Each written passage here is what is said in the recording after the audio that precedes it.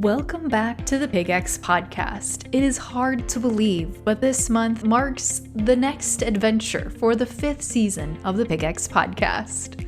Over the last 4 seasons, the Pig Livability Project has been putting forward the PigX Podcast. Now entering into the 5th season, we still have so much great content ahead of us for the next 12 months. To start out our new season, we are bringing 2 fantastic conversations today. To start us out, we have Janae Metzger discussing her presentation topic from the 2023 Iowa Swine Day Event on how to establish a winning culture on your farm. Throughout Janae's presentation, she touches on what the term culture means in her mind, how to set up new employees on the farm for personal and professional success, and what it can look like when implementing the Entrepreneurial Operating System, otherwise known as EOS, with farm employees and the leadership team. Then later in the episode, we'll be hearing from Stacie Matchan, the Iowa Pork Industry Center's program specialist, about the history of the Iowa Swine Day event, as well as what to look forward to for the 2024 Iowa Swine Day event coming up in July. Before we jump in, though, let's visit with Janae, who is beginning our conversation with an explanation of what the word culture means to her. I think everyone would define culture different. To me, though, culture is kind of subjective, and it's a feeling in a sense of belonging and that this is where you're supposed to be. And I guess that's what I gathered when I interviewed my team and I asked them what culture was to them. And that's what the feedback was, is just, this is a second family. This is a sense of belonging. I feel taken care of. And so to me, culture is that atmosphere that the team feels and or helps create. And I'm sure that as a human resources manager, you get to see a lot of the people side of the business and the culture that is created within organizations. But is there any sort of a silver bullet that an organization can employ to have a great culture? So quite honestly, I was discussing this with the speaker who was after me, and I was like, there's really no magic sauce to HR. I was like, but if it had to come down to something, to me, it's the golden rule. Treat others as you would want to be treated. So to me, I put myself in their shoes a lot. And so if somebody is struggling, maybe it's with performance or attitude or whatever it may be, engagement, if you want to call it that instead, I try to visit with them and understand what else is going on contributing to that. And or when my TN visa folks are moving here from Mexico, many miles away from family, and some are leaving wives and kids behind, I try to put myself exactly in their shoes and say, okay, what resources do they need to be successful? What would they want to know? How can I help them help their families? And so if that was me moving to a foreign country, I would absolutely love it if someone did that for me. Yeah, that's a good point, because in the swine system, we employ labor forces that may be very different culturally in the way that they were raised. They might be from different countries. So how do you go about creating and maintaining a culture with lots of different personalities, backgrounds, experiences, and even nationalities? Yeah, I think that's a unique challenge, but honestly, I try to orientate everybody the same, because I not only employ those that are from foreign countries, but I've honestly recruited individuals that have come from opposite coasts and coming to the central. And so when I'm helping somebody relocate, no matter where they come from, it's the same process in a sense of introducing them to our team, to our community, the resources here, helping them understand our business. What can our business offer them? Maybe it's buying them just an initial stock of groceries, or helping them get their bank account set up, or transfer money back home to family, or I don't know, I just think all these little things that I do for people, but it really makes a difference. And then setting them up for success in a sense of if they need documentation like social security card, or they need to find a place to live, working with them and getting all those details lined up ahead of time, or providing temporary arrangements, whatever it may be. So I guess I treat everybody the same, or I certainly try to, in establishing their employment here, no matter where they're coming from. So when you think about a winning culture, what is the formula to do that? Talk us through a little bit about some of the points that you shared at the Iowa Swine Day. So for me, I had three different pillars that I spoke on of how did we get to our winning culture. And those three pillars are 4DX, which stands for the 4 disciplines of execution, EOS, which is entrepreneurial operating system, and surveys. And so utilizing those three resources, I feel as if that's how we've gotten to where we are today. So EOS model really focuses, or at least we've focused on the accountability chart, establishing goals, writing a vivid vision, which is a multi-year document, and implementing level 10 meetings. And so of those 4 principles in the EOS model that we've really taken and run with, 4DX, or the 4 disciplines of execution, really fit into that. Because to me, 4DX, the 4 disciplines of it are focusing on the wildly important, which are your goals, acting on lead measures, a compelling scoreboard, and a cadence of accountability. And so a lot of those definitely fit in with the EOS platform. And the 4DX is a book out there. I would highly encourage people to read about it. It just helps you establish the execution and the importance of execution. And not only is it following through with those things, but measuring your success along the way. Lastly, I utilize surveys. And with those surveys, I use both a index model, which is presented to my team twice a year, and a state interview model, which is just kind of more open form questions twice a year. And so utilizing this information, I'm able to get a pulse on the team and just understand where are we, where are places we need to work, what's follow-up I need to do, maybe on an individual level or on a team level, and then communicating with the supervisors of those teams as far as, hey, this is the feedback I got, this is where we need to focus, or these are people, maybe particular individuals we need to really help get back on the bus, so to speak. I love that you have a framework with very specific items so people can see and track their progress. You hold them accountable, but how do you get buy-in from employees at all different levels, from your core employees to your middle managers to your top leadership?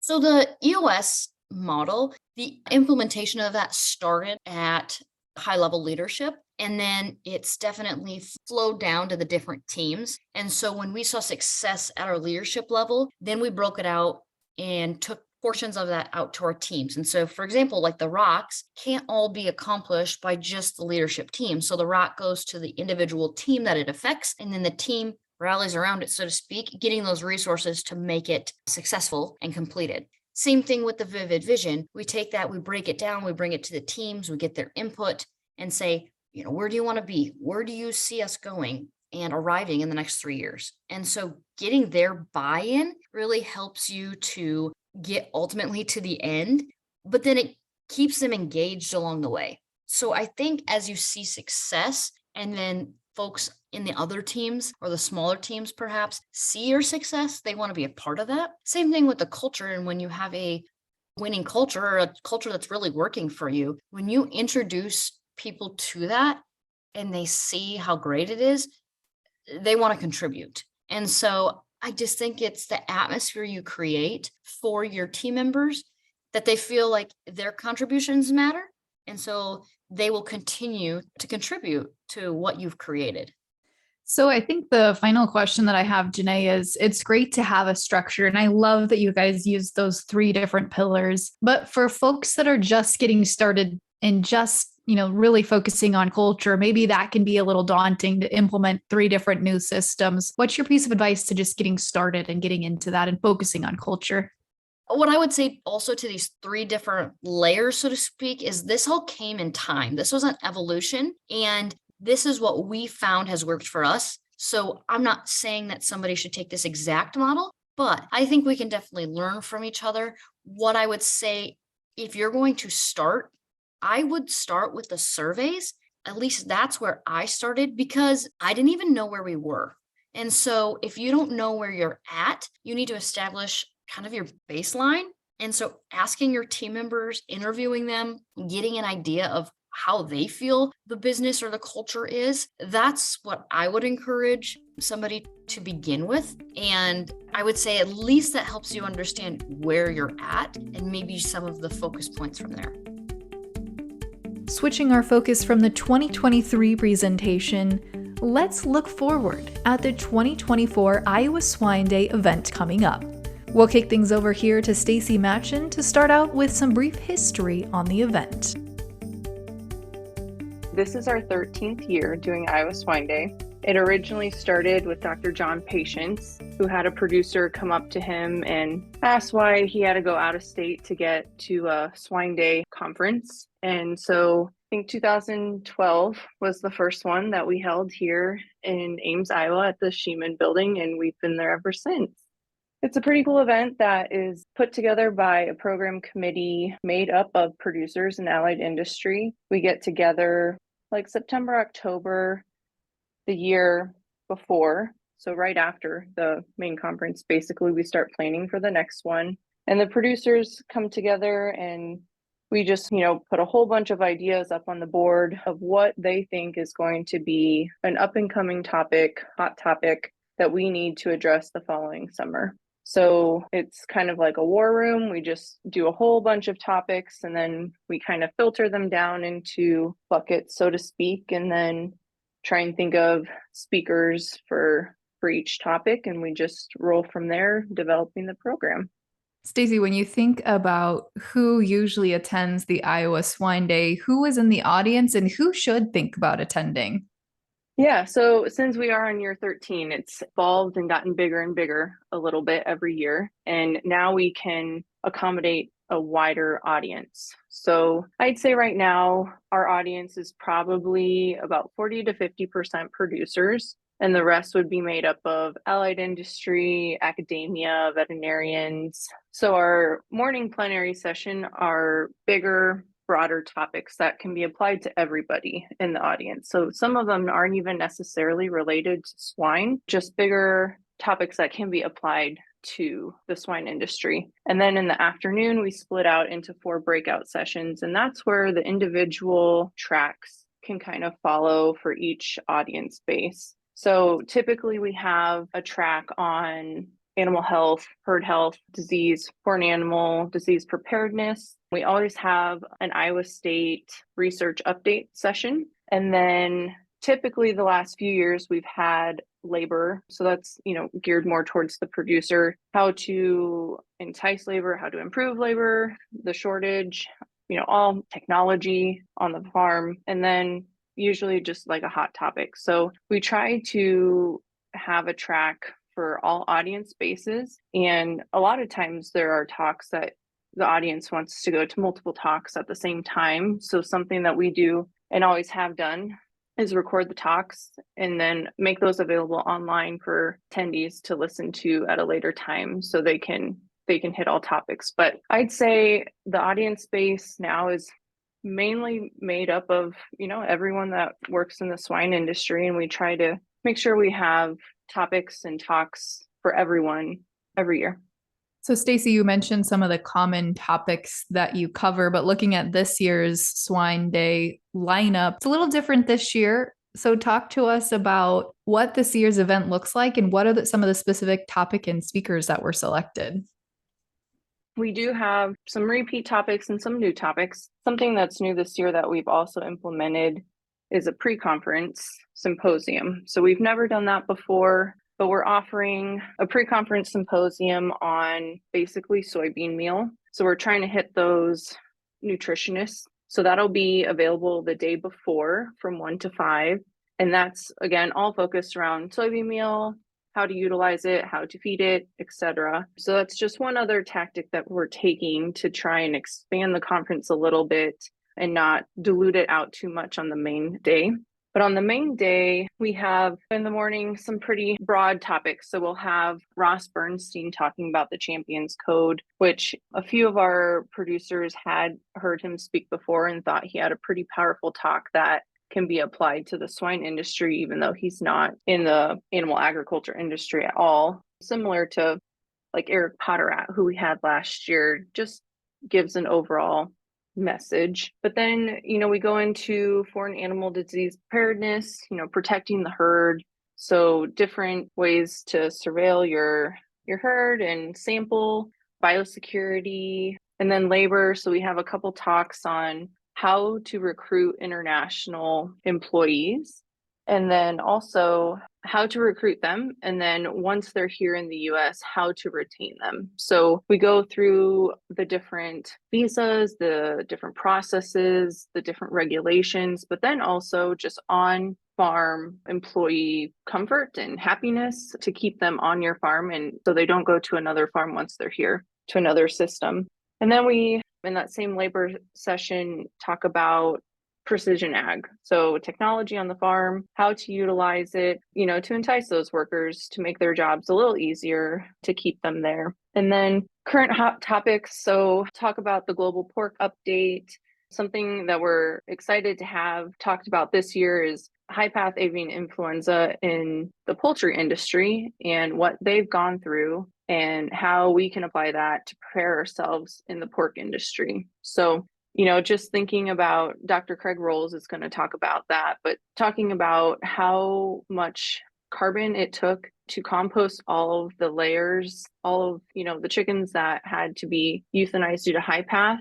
And then when you convert that to swine, to pigs, we're not ready. And I think his message will be really eye-opening to people. So we have a little bit of everything. Of course, we touch on Prop 12 a little bit, talking about the auditing process with Jamie Eggers. So yeah, we have a little bit of everything. But yeah, definitely new this year is that pre-conference. So Stacie, as you think about why attend, what are some common things you hear from attendees, or what should be the main reason of somebody considering attending this year's event? So obviously the education is a huge component of it, but something that we've always prided ourselves and attendees really get a lot out of is that face-to-face interaction and networking. So we have quite a few breaks built in throughout the day. And a lot of people are remote these days, and coming in person to a meeting and catching up with your colleagues that you maybe haven't seen since the last swine day is, a really great opportunity. So I would say the networking is huge. Again, this year, like we had last year, we have a social barbecue the evening before. So we used to have the barbecue after the event ended, after the program ended, but we found that people really just wanted to get on the road and go home. So last year, we moved it to the evening before out at the Hansen Center, and we had great attendance. We had probably 180 people show up, and we had barbecue and beer. And it's just, if you're coming in the day before, might as well get together. And so I'd say the networking is a pretty special part about Swine Day that people really enjoy, outside of, obviously learning about what is going on in the swine industry through the talks. If you would like to register to attend the upcoming Iowa Swine Day event on July 25th, the website to do so is ipic.iastate.edu/iowaswineday.html. Also on the website, you can check out the guest speakers for this year's conference, get a glimpse at the schedule, and find resources available to help you navigate Ames when the conference day arrives. Thank you again to both Janae and Stacie for taking time to join the PigX Podcast and share this information with our listeners. And thank you all for tuning in again. Until next time, I'm your host, Delaney Howell, and this has been the PigX Podcast. PigX is a national podcast hosted by the Pig Livability Project partners at Iowa State University, Kansas State University, and Purdue, and supported by the Iowa Pork Industry Center. For more information on the project, head to www.piglivability.org, or to inquire directly with questions regarding the project, email ipic@iastate.edu. PigX, ideas in the swine industry worth sharing.